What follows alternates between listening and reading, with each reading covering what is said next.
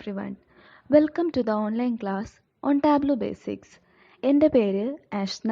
ഞാൻ BTech computer science കഴിഞ്ഞ് ഇപ്പോൾ ഡാറ്റ അനാലിറ്റിക്സിൽ PG ഡിപ്ലോമ ചെയ്യുകയാണ്. അപ്പോൾ നമ്മുടെ ഇന്നത്തെ ക്ലാസ് ടാബ്ലോൻ്റെ ഒരു ഇൻട്രഡക്ഷനെ കുറിച്ചാണ്. അപ്പം എന്താണ് ഈ ടാബ്ലോ? ടാബ്ലോ എന്ന് പറഞ്ഞാൽ നമ്മുടെ ഡാറ്റ വിഷ്വലൈസേഷന് യൂസ് ചെയ്യുന്ന ഒരു ടൂളാണ്, വിഷ്വലൈസേഷൻ ടൂളാണ്. അപ്പം എന്താണ് ഈ ഡാറ്റ വിഷ്വലൈസേഷൻ? നമുക്ക് ടാബ്ലോ എന്താണെന്ന് നോക്കുന്നതിന് മുമ്പ് ഡാറ്റ വിഷ്വലൈസേഷൻ എന്താണെന്നൊന്ന് നോക്കാം. ഡാറ്റ വിഷ്വലൈസേഷൻ എന്ന് പറഞ്ഞാൽ visualising data in A pictorial form എന്ന് വെച്ചാൽ നമുക്ക് കിട്ടുന്ന ഒരു ഡാറ്റ, അതിപ്പം ഏത് തരത്തിലുള്ളൊരു ഡാറ്റ ആയിക്കോട്ടെ, എക്സൽ ഫയലിൽ കിട്ടുന്നതാണെങ്കിലും അല്ലെങ്കിൽ ഏത് തരത്തിലുള്ളൊരു ഇൻഫർമേഷൻ ആണെങ്കിലും അതിനെ ഒരു പിക്ചോറിയൽ ഫോമിലോട്ട് പിക്ചറായിട്ട് കൺവേർട്ട് ചെയ്ത് അങ്ങനെ അതിനെ വിഷ്വലൈസ് ചെയ്യുന്നതാണ് data visualisation. Data visualisation large amount of ഡാറ്റയെ ആക്സസ് ചെയ്യാനായിട്ട് ഹെൽപ്പ് ചെയ്യും. നമുക്കിപ്പം ഒരുപാട് ഇൻഫർമേഷൻ, അതിപ്പം പല ചാർട്ട്സ് യൂസ് ചെയ്തിട്ടാണ് നമ്മൾ പല ടൈപ്പിലുള്ള ഡാറ്റയെ പല രീതിയിൽ വിഷ്വലൈസ് ചെയ്യും. For example line chart, bar chart, pie chart, area chart, ഇതിൽ പലരും കേട്ടിട്ടുള്ളതാണ്. ഈ ഡാറ്റ വിഷ്വലൈസേഷൻ ഡാറ്റ അനാലിസിസിൻ്റെ ഒരു ഇമ്പോർട്ടൻറ്റ് ഭാഗമാണെന്ന് തന്നെ പറയാം. നമ്മൾ പല ചാർട്ട് യൂസ് ചെയ്തിട്ട് ഡാറ്റയെ അനലൈസ് ചെയ്യുമ്പം അതിൽ നിന്ന് ഒരുപാട് കാര്യങ്ങൾ നമുക്ക് പ്രഡിക്റ്റ് ചെയ്യാനും കണ്ടുപിടിക്കാനും ഒക്കെ സാധിക്കും.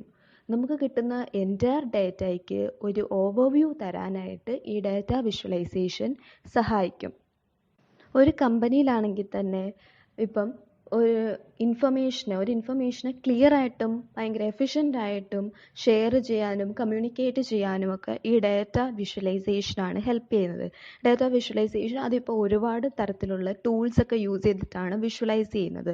അതിപ്പം കമ്പനിയിലാണെന്ന് തന്നെ വേണ്ടിയില്ല, ഇപ്പം നമുക്ക് നമ്മുടെ ഇപ്പോൾ ചുറ്റും നടക്കുന്ന ഈ കോവിഡ് കേസ് ന്യൂസ് പേപ്പറിൽ നമുക്ക് കാണാം. ഓരോ ദിവസത്തെയും കോവിഡ് കേസസിൻ്റെ അത് നമുക്ക് വിഷ്വലി ആണ് അവർ റെപ്രസെൻ്റ് ചെയ്തിട്ട് ന്യൂസ് പേപ്പറിലൊക്കെ വരുന്നത്.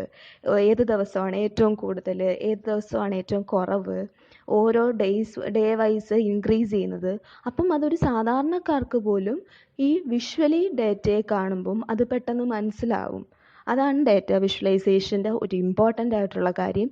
നമുക്കിതിനെ ഒരു എക്സാമ്പിൾ യൂസ് ചെയ്തിട്ട് നോക്കാം. അപ്പം ഈ ടേബിൾ നോക്കുമ്പം എന്താണ്, 4 ടേബിൾ തന്നിട്ടുണ്ട്. 4-നകത്തും എക്സിനും വൈക്കും കുറേ വാല്യൂസ് തന്നിരിക്കുന്നു. ഇത്രയും കുഞ്ഞൊരു ടേബിളായിട്ട് പോലും നമുക്ക് ഇത്രയും മനസ്സിലാവുന്നുള്ളൂ. അല്ലാതെ എക്സും വൈയും തമ്മിൽ എന്തെങ്കിലും റിലേഷൻ ഉണ്ടോയെന്നോ അവർ തമ്മിൽ എന്തെങ്കിലും ഡിപ്പെൻഡൻസി ഉണ്ടോയെന്നോ എന്താ അവർ ഈ ടേബിളിൽ നിന്ന് ഉദ്ദേശിച്ചിരിക്കുന്നതെന്നോ ഒന്നും നമുക്ക് മനസ്സിലാവുന്നില്ല. അല്ലെങ്കിൽ ഒരുപാട് നേരം എടുത്തിരുന്ന് ഓരോ നമ്പേഴ്സ് എടുത്ത് നോക്കി അതൊക്കെ ഒരുപാട് ടൈം കൺസ്യൂമിങ് ആണ്, അങ്ങനെയൊക്കെ നോക്കി ഓരോന്ന് കണ്ടുപിടിക്കാനായിട്ട്. പക്ഷെ നമുക്കിതിനെ ഒന്ന് വിഷ്വലി എങ്ങനെ റെപ്രസെൻ്റ് ചെയ്യുമ്പോൾ എന്താണെന്ന് നമുക്കൊന്ന് നോക്കാം.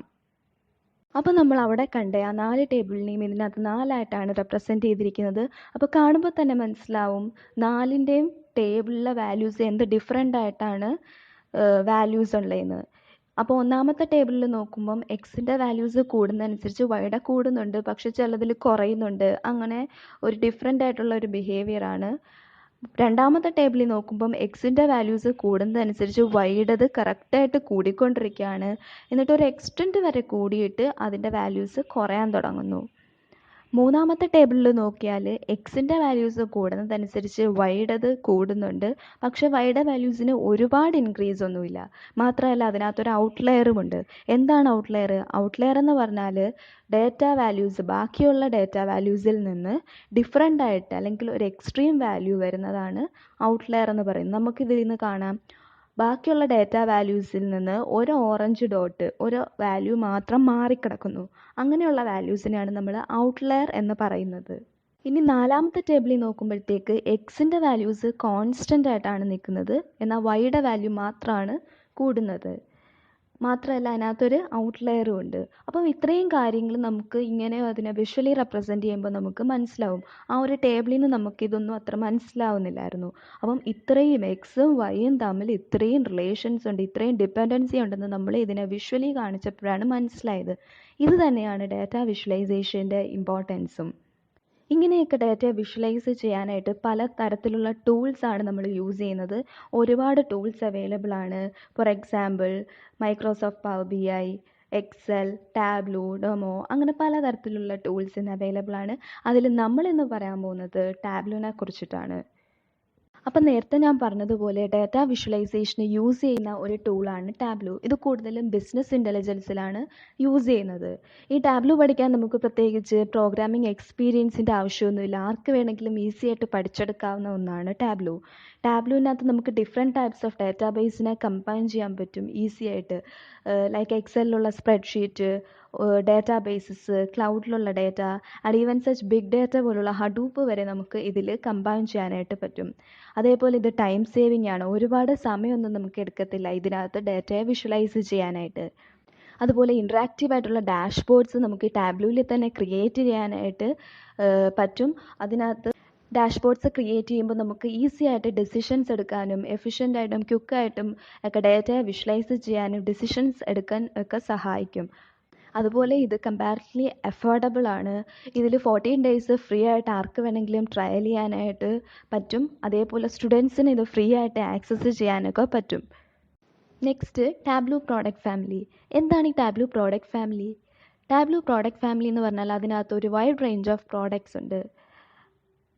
Like Tableau desktop, Tableau server, Tableau online, Tableau reader, Tableau public. ഓരോന്നും എന്താണെന്ന് നമുക്ക് ഡീറ്റെയിൽ ആയിട്ട് നോക്കാം. അപ്പോൾ ഫസ്റ്റ് വണ്ണാണ് Tableau desktop. Tableau desktop is a self service business analytics. ഇത് ആർക്ക് വേണമെങ്കിലും യൂസ് ചെയ്യാൻ പറ്റുന്ന ഒന്നാണ്. നമ്മുടെ പിക്ചർ ഫോമിലുള്ള ഡാറ്റയിലേക്ക് ഇത് ഒപ്റ്റിമൈസ്ഡ് ഫോമിലോട്ട് ട്രാൻസ്ലേറ്റ് ചെയ്യും. അതുപോലെ നമ്മുടെ ഡാറ്റ വെയർഹൗസിൽ കിടക്കുന്ന ഡാറ്റയെ ഡയറക്റ്റ്ലി ടാബ്ലോ ഡെസ്ക്ടോപ്പിലോട്ട് കണക്ട് ചെയ്യാനും ഡാറ്റ അനാലിസിസ് ചെയ്യാനും ഒക്കെ പറ്റും. അതുപോലെ നമുക്ക് ഇൻട്രാക്റ്റീവ് ആയിട്ടുള്ള ഡാഷ്ബോർഡ്സ് ക്രിയേറ്റ് ചെയ്യാൻ പറ്റും. നെക്സ്റ്റ് ആണ് tableau server. Tableau server is A tableau software. ഇതിനകത്ത് നമുക്ക് നേരത്തെ പറഞ്ഞില്ലേ ടാബ്ലോ ഡെസ്ക്ടോപ്പിൽ നമുക്ക് ഡാഷ്ബോർഡ്സ് ക്രിയേറ്റ് ചെയ്യാവുന്നത്. ഈ ടാബ്ലോ ഡെസ്ക്ടോപ്പിൽ ഡാഷ്ബോർഡ്സ് നമുക്ക് പബ്ലിഷ് ചെയ്യുന്നതും നമ്മുടെ ഓർഗനൈസേഷനും ഒക്കെ ആയിട്ട് ഷെയർ ചെയ്യുന്നതും ടാബ്ലോ സെർവർ യൂസ് ചെയ്താണ്. നെക്സ്റ്റ് ആണ് ടാബ്ലോ ഓൺലൈൻ. ടാബ്ലോ ഓൺലൈൻ എന്ന് പറയുന്നത് ടാബ്ലോ സെർവറിൻ്റെ തന്നെ ഒരു വേർഷനാണ്. ഇത് ബിസിനസ് ഇൻ്റലിജൻസ് ഒക്കെ ഫാസ്റ്ററായിട്ടും ഈസിയർ ആയിട്ടും ഒക്കെ ചെയ്യാൻ പറ്റും. നമുക്ക് ടാബ്ലോ ഡാഷ്ബോർഡ്സ് ടാബ്ലോ ഡെസ്ക്ടോപ്പിൽ പബ്ലിഷ് ചെയ്യുന്നതും അത് കൊളീഗ്സും ഒക്കെ ആയിട്ട് ഷെയർ ചെയ്യുന്നതും ടാബ്ലോ ഓൺലൈൻ വഴിയാണ്. നെക്സ്റ്റ് ആണ് ടാബ്ലോ റീഡർ. ടാബ്ലോ റീഡർ എന്ന് പറയുന്നത് ഒരു ഫ്രീ ആയിട്ടുള്ള ഒരു ഡെസ്ക്ടോപ്പ് ആപ്ലിക്കേഷനാണ്. നമ്മൾ ടാബ്ലോ ഡെസ്ക്ടോപ്പിൽ ചെയ്ത് വെച്ചിരിക്കുന്ന വിഷ്വലൈസേഷൻസ് ഒക്കെ ഓപ്പൺ ചെയ്യാനും വ്യൂ ചെയ്യാനും ഒക്കെ ടാബ്ലോ റീഡർ വഴിയാണ് പറ്റുന്നത്. ടാബ്ലോ റീഡർ വഴി നമ്മൾ വ്യൂ ചെയ്യുമ്പം ഇതിനകത്ത് ഡാറ്റയെ നമുക്ക് ഫിൽട്ടർ ചെയ്യാനൊക്കെ പറ്റും. പക്ഷേ ഒരു തരത്തിലുള്ള എഡിറ്റ് ചെയ്യാനോ അല്ലെങ്കിൽ ഒരു തരത്തിലുള്ള ഇൻട്രാക്ഷൻസും ഇതിൽ പറ്റത്തില്ല. ജസ്റ്റ് വ്യൂ ചെയ്യാനും നമുക്ക് ഡാറ്റ ഫിൽട്ടർ ചെയ്യാനും ഒക്കെ പറ്റത്തുള്ളൂ. നെക്സ്റ്റ് വണ്ണാണ് ടാബ്ലോ പബ്ലിക്. ടാബ്ലോ പബ്ലിക് എന്ന് പറയുന്നതും ടാബ്ലോ റീഡർ പോലെ ഒരു ഫ്രീ ആയിട്ട് നമുക്ക് യൂസ് ചെയ്യാൻ പറ്റുന്ന ഒന്നാണ്. പക്ഷേ നമ്മൾ ടാബ്ലോ പബ്ലിക്കിൽ ചെയ്യുന്ന വർക്ക്സും വർക്ക് ബുക്കും വർക്ക് ഷീറ്റും എല്ലാം ടാബ്ലോ സെർവറിലായിരിക്കും സേവ് ആവുന്നത്. അപ്പോൾ അത് ആർക്ക് വേണമെങ്കിലും അത് വ്യൂ ചെയ്യാനായിട്ട് പറ്റും. അപ്പോൾ നമ്മുടെ ടാബ്ലോ ഡെസ്ക്ടോപ്പും ടാബ്ലോ പബ്ലിക്കും തമ്മിലുള്ളൊരു മെയിൻ ഡിഫറൻസ് എന്ന് പറയുന്നത് അത് തന്നെയാണ്. ടാബ്ലോ പബ്ലിക്കിൽ നമ്മൾ ചെയ്ത വർക്ക് ഷീറ്റിനെ ലോക്കലായിട്ട് സേവ് ചെയ്യാൻ പറ്റില്ല. അതുപോലെ ഈ ടാബ്ലോ റീഡർ എന്ന് പറയുന്നത് ഒരു റീഡ് ഓൺലി ആപ്പാണ്. അതിനകത്ത് നമ്മൾക്ക് വിഷ്വലൈസേഷൻ ജസ്റ്റ് വ്യൂ ചെയ്യാൻ മാത്രമേ പറ്റത്തുള്ളൂ, അല്ലാതെ അതിൽ എഡിറ്റ് ചെയ്യാനൊന്നും പറ്റില്ല.